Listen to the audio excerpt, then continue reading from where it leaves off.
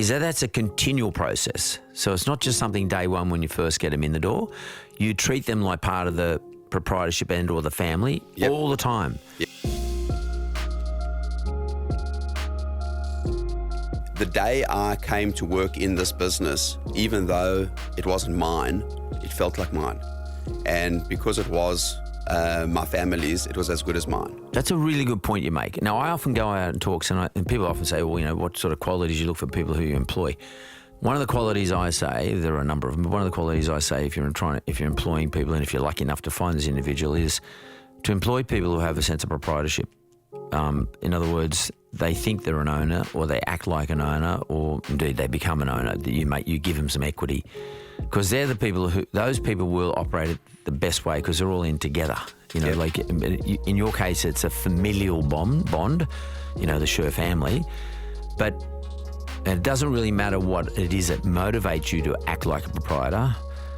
But if you can find something in terms of the people you put into the business that allows them to feel like a proprietor, in other words, an owner, then I think you get a far better outcome, which is probably one of the reasons why your business has done so well. I mean, you've got your cousins, etc. The whole family's involved. They've probably all got the same attitude. Yep. We all feel like proprietors, and all of us treat this like our own business. Yep. And nothing's going to fucking get by us. We're not going to slip up on anything. No one's going to dud us. No employee's going to steal from us. You know, if they do, we'll find out.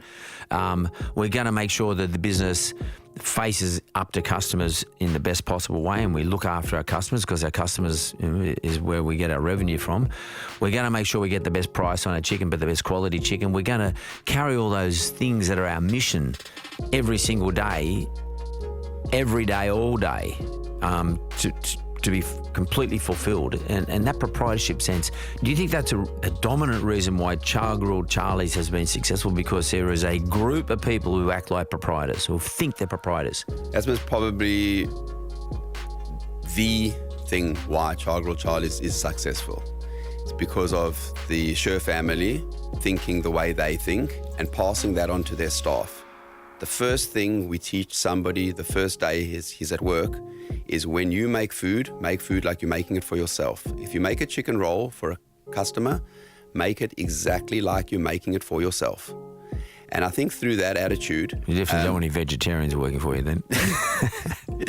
I think through that attitude of the bosses and that passing on to the staff, it becomes this big family business. Because I want our listeners to take note of this. If you're employing people, or if you're going into business with people, go into those business with those people who think like proprietors, who act like a proprietor of the business. But more importantly, what Saul is telling us now today is that that's a continual process. So it's not just something day one when you first get them in the door. You treat them like part of the proprietorship and or the family all the time.